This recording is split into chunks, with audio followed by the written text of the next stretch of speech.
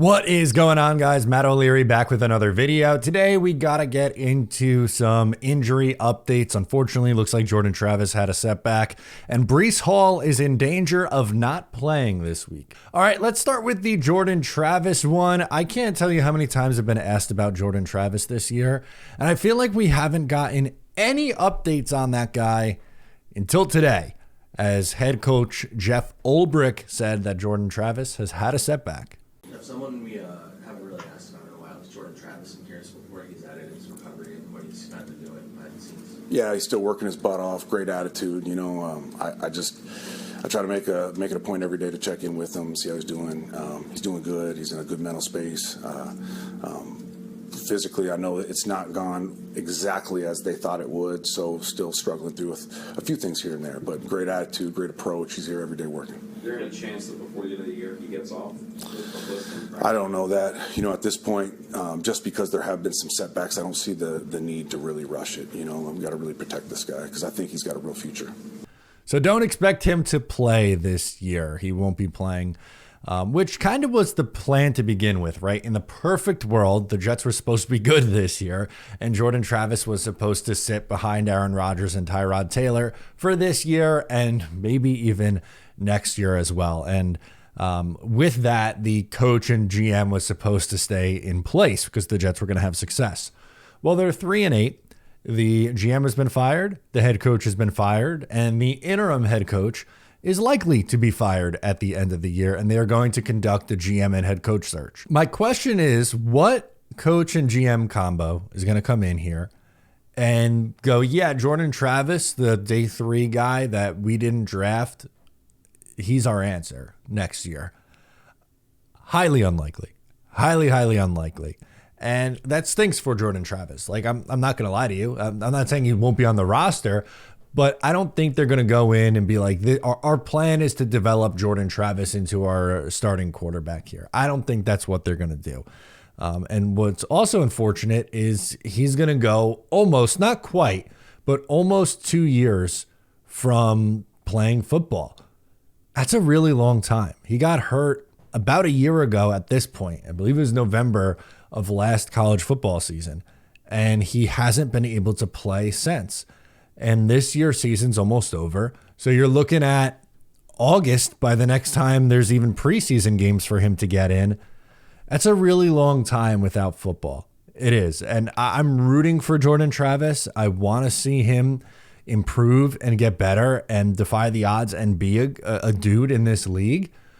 But I just think the path is a lot harder than, you know, some people realize. And yeah, the injury last year hurt his draft stock, but he wasn't going to be a first-round quarterback. He probably would have been a third-round guy in similar spot where Spencer Rattler went in the draft. And, you know, that unfortunately the injury dropped him to what, the 5th or 6th round, I believe the Jets took him in. It's going to be a little bit before he steps onto the field. And I just don't know if he's going to ever be the guy that some people are hoping for, unfortunately. Again, I'd love to be proven wrong on this. I really would. Jordan Travis being awesome would make the Jets exponentially better. I just don't think, one, we can bet on that. And two, I don't think the new regime that's going to come in here, the GM and head coach combo, is going to come in with that mindset either. Let's be real, guys. Wearing dress pants absolutely sucks. And whoever decided that stiff, uncomfortable jeans squeezing your legs and other areas was ever a good idea, ridiculous. Well, consider this your holiday miracle, because Public Rec's Steelmaker Pant gives you the comfort of sweatpants with the look and fit of jeans. Whether you're clocking in at the office or teeing off on the golf course or Thanksgiving tomorrow, I promise you, not a joke, I'll be wearing these pants tomorrow because they are that comfortable and they're a little stretchy, which is good. They're formal 5-pocket style and workday fabric that's both wind and water resistant is great. No matter what the weather throws your way, the Dealmaker pant is ready for action. It's clean, classic, and your go-to look for everyday style. Stay comfortable this holiday season without compromising style, because with Public Rec Steelmaker pants, you really can have it all. And for a limited time, our listeners get 20% off their entire order with code O'Leary at publicrec.com. That's 20% off with promo code O'Leary at publicrec.com. Some not great news on Breece Hall, who has knee soreness, did not practice today. TBD if he'll play on Sunday. They're going to kind of hold out hope that he can play. For me, guys, in a lost season at 3-8, why are we putting him out there? Why would you possibly put him out there? Don't risk it. Use the extra week to get healthier. I know they're coming off a bye. Who knows? Maybe something, happened at practice during the week this week. Maybe it wasn't something that happened, previously or on the bye. Bubble wrap him and lean on Braylon Allen. That's what I would do if I'm the Jets for this week. Lean on Braylon Allen and Isaiah Davis. See what they are going forward. Braylon Allen has had a couple of nice moments, but most of that came earlier on in the year. He hasn't been utilized a ton recently, and he hasn't had a ton of success recently. But why not lean on? Again, your season at 3-8, your season's over. It's lost.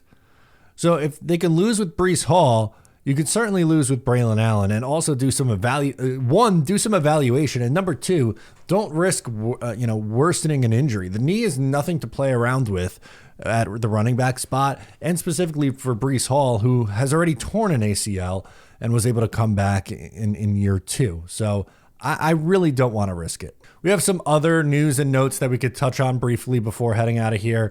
It looks like we might get CJ Mosley back this week, which would be huge. He practiced today. I know CJ, he's been banged up and missed a lot of time this year, which is unfortunate. And when on the field, he didn't look great, but he was, in my opinion, trying to play through injury. He left both the 49ers game and also the Titans game. He wasn't playing well when he was in, but also he left both those games banged up. So I don't think he was ever fully healthy, unfortunately, this year. He's kind of the brains of that defense, and I think we've seen a really big hit. This defense has taken a big hit, yes, from losing Robert Saleh. No one's going to deny that.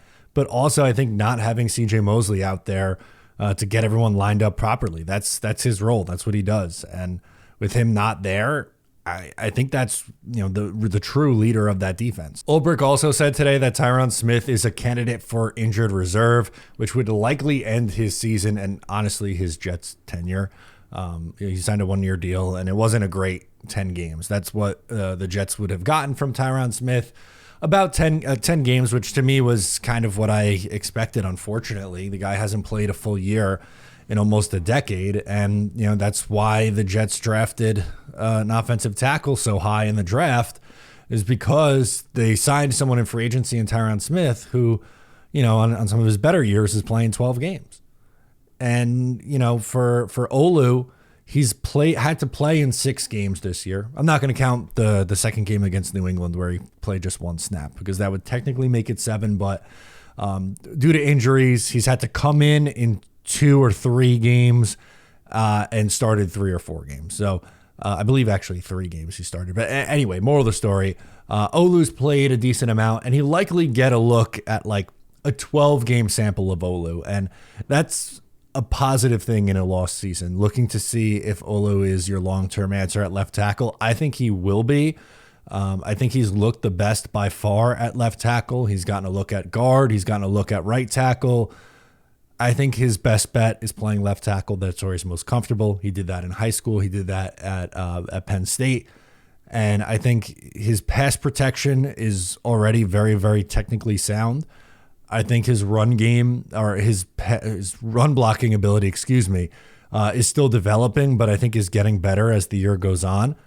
And I'm excited about the future of Olu on this team. And last but certainly not least, Ulbrich had his comments on Aaron Rodgers, who said, as long as he's healthy, my plan is to play him. So one, with Jordan Travis injury, forget that dream. But also number 2, I don't think we're going to get any phantom IR stints.